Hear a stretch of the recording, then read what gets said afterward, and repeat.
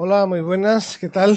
Bien, vamos a hablar hoy del reglamento de radiocomunicaciones y las publicaciones que tenemos que tener a bordo de nuestro barco. La publicación más utilizada es en la mar es el reglamento de radiocomunicaciones en su versión exacta, que se denomina, perdón, en su versión extractada, que se denomina Manual para el uso del servicio móvil marítimo y móvil marítimo por satélite. Es una copia de la anterior, pero solo dedicada a lo que es el servicio móvil marítimo, sin ningún dato, ninguna legislación sobre los servicios fijos o móviles terrestres y aeronáuticos. En caso de duda, siempre debe consultarse el reglamento o el manual. Ambos están publicados por la Unión Internacional de Telecomunicaciones con sede en Ginebra, Suiza. Es obligatorio tener a bordo el manual. El manual es un libro de unas 400 páginas, pero el reglamento de radiocomunicaciones puede tener más de 5.000, con lo cual solo se usa el manual del servicio móvil marítimo por satélite a bordo. Y es obligatorio tenerlo. Contiene los procedimientos radiotelefónicos y radiotelegráficos que hay que seguir en una comunicación por radio, las tablas de frecuencias a utilizar, las definiciones de los servicios, modos de explotación y de modulación, y toda la información teórica y práctica que es necesario conocer y aplicar a bordo. Por lo tanto, es el catecismo del radiooperador. Después del reglamento de radiocomunicaciones se encuentra en importancia el Convenio para la Seguridad de la Vida Humana en la Mar, conocido por su acrónimo inglés SOLAS o en castellano SEVIMAR. En su capítulo cuarto, Radiocomunicaciones indica ámbito de aplicación, expresiones y definiciones, prescripciones funcionales, provisión de servicios de radiocomunicaciones, instalaciones y equipos que debe llevar cada buque según la zona GMDSS en la que pretenda navegar, servicios de escucha, fuentes de energía, prescripciones relativas al mantenimiento, personal de radiocomunicaciones y registros radioeléctricos.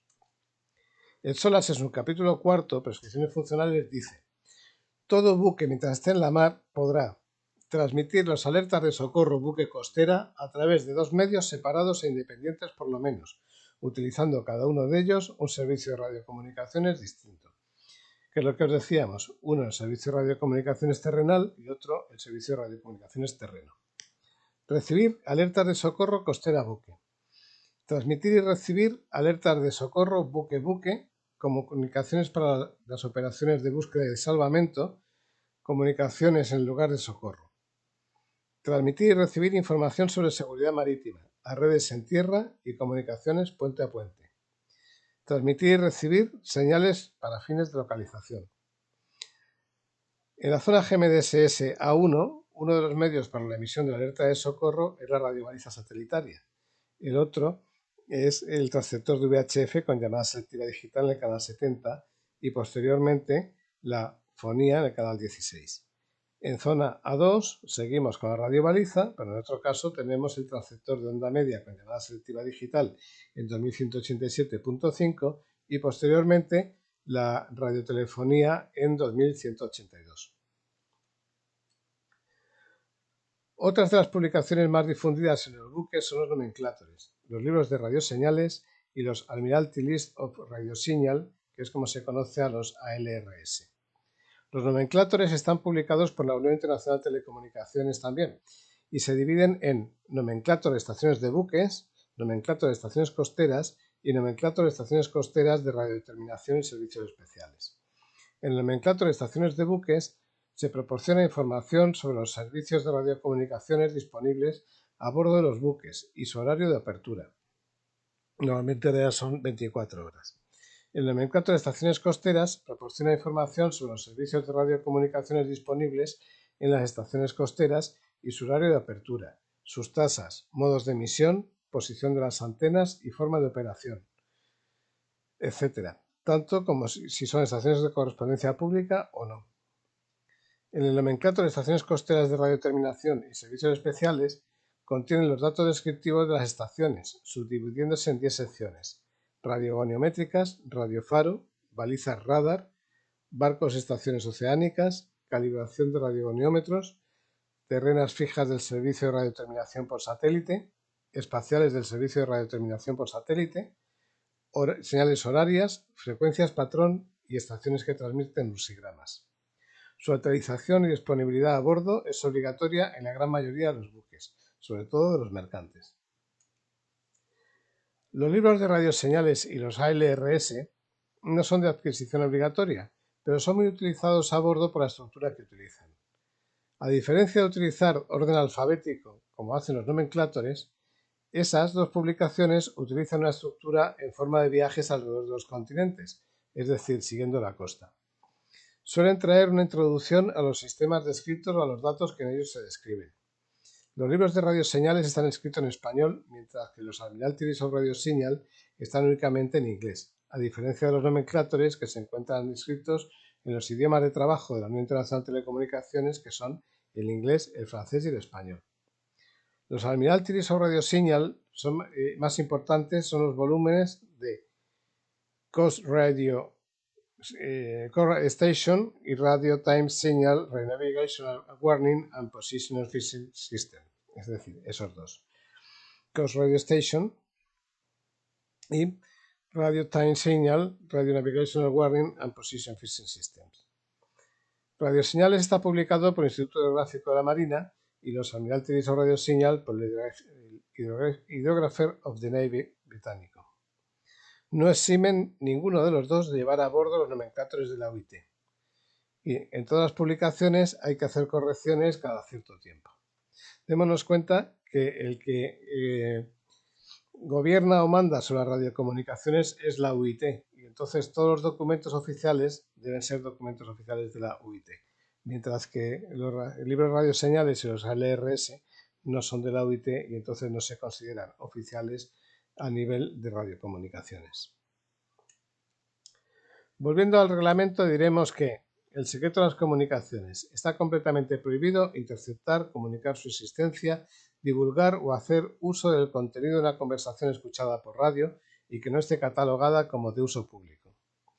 Dado que todos los buques escuchan a todos cuando se comunican entre sí por radio, el secreto de las comunicaciones intenta paliar esa falta de privacidad que existe al hablar por radio. El patrón o el capitán de un buque es la máxima autoridad a bordo. Por tanto, como capitán del buque es la máxima autoridad de la estación de radiocomunicaciones. Él será el único que podrá dar la orden de pedir socorro o de hacer una llamada de urgencia y de seguridad, y como tal firmará dichos mensajes. Asimismo, sobre él recaerá la responsabilidad de cuantas falsas alarmas sean hechas desde el buque y no hayan sido anuladas por los procedimientos correctos de forma inmediata. También sobre él recaerá la responsabilidad del buen estado del funcionamiento de la estación, su buen uso y la dejación de acusar recibo a una alerta o llamada de socorro de otro buque o de informar a una estación costera más próxima de que otra estación requiere auxilio inmediato.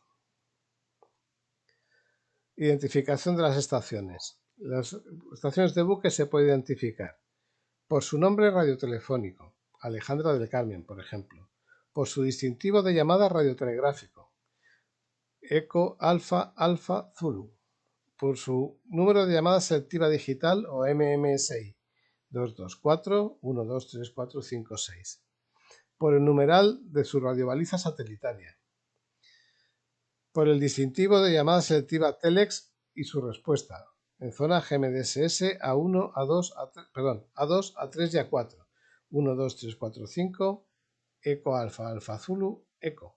La última letra corresponde normalmente al país de la bandera del barco. Por la numeral del sistema de llamada selectiva, del sistema Inmarsat, ya sea el A, B, M, Mini M, Fritz 77, Fritz 66 o Broadband. Por la numeral del sistema Inmarsat C, para la zona GMDSS A3, que también es de 9 cifras. Identificación de las estaciones costeras. Por su nombre radiotelefónico, por ejemplo, Madrid Radio, acabando en radio. Por su distintivo de llamada radiotelegráfico o de llamada Eco Hotel Yankee. Por su número de llamada selectiva digital, MMSI 00224 1234.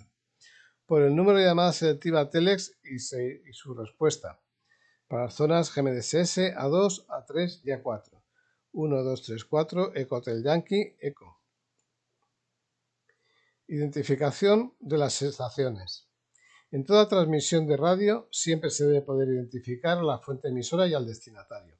Fíjese que en todos los ejemplos del capítulo 4.1 siempre se empieza llamando al destinatario y posteriormente se dice el nombre del emisor. Como regla general, en frecuencias de llamada y socorro, 3 veces el nombre del destinatario, aquí 3 veces el nombre del remitente, el mensaje y cambio. En las frecuencias de trabajo de VHF, la primera comunicación 2 veces el nombre del destinatario, aquí 2 veces el nombre del remitente, el mensaje y cambio. Una vez establecido el enlace y asegurado que nos podemos comunicar bidireccionalmente, una vez el nombre del destinatario, aquí una vez el nombre del remitente, el mensaje y cambio. Verá en multitud de casos, sobre todo por VHF, que la estación que llama no se identifica. Aparte de estar prohibido, es de mala educación y es una cobardía en algunos casos. Adelante, aeronáutico de Cádiz. Salimos a dar una vuelta. Vale, recibo, gracias. ¿Me recibe camión? Oye, Juanito, ¿estás por ahí, camión? Estoy aquí ando. ¿Qué pasa, Juan? ¿Qué sigue? ¿Dónde me dijiste? No, tío, ya para acá. Estoy ahora en la Joya Amarilla, Luis. Escucha, de aquí casi mirando, ¿me recibe cambio? Sí, Luis, dime. Te oigo mal, te oigo mal. Ah, ¿qué te va a cambiar? ¿Va a cambiar de sitio? Escucha, de aquí mirando, ¿me recibe cambio? Cherry, Puerto Cherry, a ver si me recibe cambio. Cherry.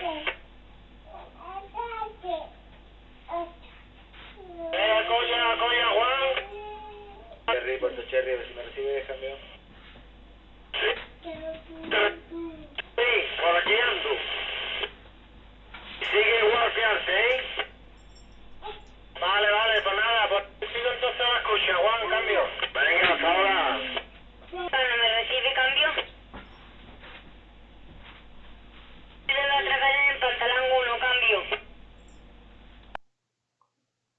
Bien, esto es como no hay que usar el VHF. Es lo típico del canal 9. Aquí cada uno llama al otro y no dice ni a quién llama ni quién llama, sino simplemente te llaman. Ramón Pescador, no, Pepe, ¿estás por ahí a la escucha, cambio? Sí, pues nada, por aquí ando. Puerto Cherry, para Mephisto, cambio.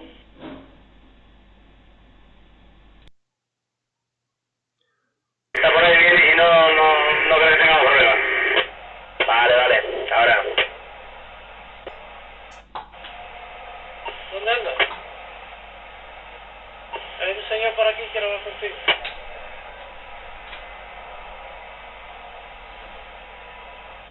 Adelante para Puerto de Rota. Para Puerto de Rota. Hola, buenas tardes. Aquí embarcación avisaremos cuando volvamos. Recibido, gracias.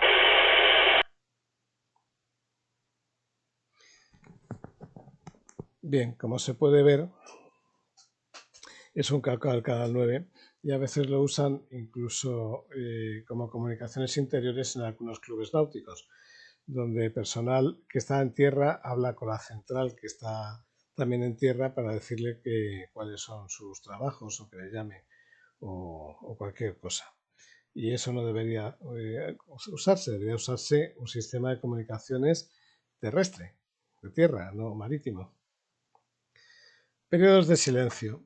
En VHF, o lo que es lo mismo en GMDS SA1, no hay periodos de silencio según el reglamento de radiocomunicaciones. Ahora bien, aquellos buques que dispongan de radiotelefonía en onda media se abstendrán de transmitir la frecuencia de 2182 kHz de los minutos 00 de cada hora a 03 y de los minutos 30 de cada hora a los 33, con el fin de escuchar dicha frecuencia por si algún buque necesitara llamar pidiendo socorro o repetir una llamada no contestada. Si un buque dispone de VHF y de onda media, debe cesar su transmisión en VHF con el fin de poder escuchar en 2182 kHz durante el periodo de silencio de onda media. Al no haber periodos de silencio e instalarse la llamada selectiva digital de DSC, Se puede recibir una alerta de socorro en cualquier momento vía el canal 70 y o en 2187.5, por lo que la llamada selectiva digital estará siempre activo. Continuamente activo. Continuamente significa, según el SOLAS, siempre, excepto el tiempo que dure el tiempo durante el cual el equipo implicado se necesite para realizar algún tipo de radiocomunicación. Es decir, mientras el equipo de radio no se esté usando, siempre debe estar conectado a la llamada selectiva digital. Escuchas. Como ya hemos dicho anteriormente, es obligatorio mantener la escucha en el canal 16 de VHF mientras el buque esté en la mar. También es obligatorio mantener continuamente conectado el receptor de llamada selectiva digital de VHF en el canal 70. Se debe escuchar los partes meteorológicos o los avisos a los navegantes que se emitan en nuestra zona, debiendo reflejar dicha acción en el diario de radiocomunicaciones y apuntando los números de serie de los avisos recibidos. También es interesante el uso de un registrador de voz para poder escucharlos más de una vez. Se deben escuchar las listas de tráfico de las estaciones costeras de nuestra zona. El receptor de NAVTES debe estar siempre conectado cuando estemos en la mar y disponer de él papel suficiente para alimentarle. Las comunicaciones de socorro y urgencia se anotarán íntegramente. En onda media se mantendrá siempre la escucha en 2187.5 kHz a través del receptor de DSC, no siendo obligatorio mantener la escucha en 2182 en los barcos. Debe anotarse todo incidente importante en el diario de radiocomunicaciones, el cual tiene carácter de documento oficial y puede ser inspeccionado a la llegada a puerto. Su alteración o falsificación es un delito tipificado internacionalmente. Para mantener la escucha en fonía, canal 16, mientras trabaja en otro canal, active el conmutador automático de recepción o doble escucha, Dual Watch, que viene marcado aquí como una D y una W, por ejemplo. En el caso de los yates, se utiliza para poder escuchar el canal 9 casi al mismo tiempo que en el 16. Ya hemos hablado de este tema, ya que la conmutación es secuencial en el tiempo y no simultánea. En el caso de estrechos y canales, habrá que sintonizar el canal 16 en doble escucha con la de la estación de control de tráfico marítimo adecuada. Si tiene dos VHFs, no hace falta que mantenga la doble escucha, pero sí que tenga uno en el canal 16 y otro en la de la estación de control de tráfico marítimo. Pruebas e interferencias. No se harán pruebas de funcionamiento en el canal 16. Se evitará en lo posible hacer pruebas de funcionamiento en el canal 70 de VHF en DSC. Las pruebas que se realicen deberán identificarse como pruebas indicando prueba o test. Identificar la estación que realiza las pruebas mediante su nombre radiotelefónico, su distintivo de llamada o su MMSI. Tener la duración más corta posible. No interferir a ninguna otra comunicación en curso. Realizarse en el canal de trabajo buque-buque, por ejemplo el canal 9, o el de trabajo de una costera a la que llamaremos para que nos indique la calidad de nuestras señales. Utilizar la menor potencia que permita asegurar el buen funcionamiento del equipo. Y si es posible, se utilizará una carga ficticia o artificial. En ningún caso se interferirá una llamada o mensaje de socorro o seguridad. Por favor, escuche siempre antes de transmitir. Bien, aquí tenéis mi currículum, el cual también está puesto en la página web de la Academia. Y cualquier duda que tengáis o necesidad de aclaración, por favor, dirigiros a mí al correo electrónico. Muchas gracias por haber hecho este curso con nosotros. Un abrazo.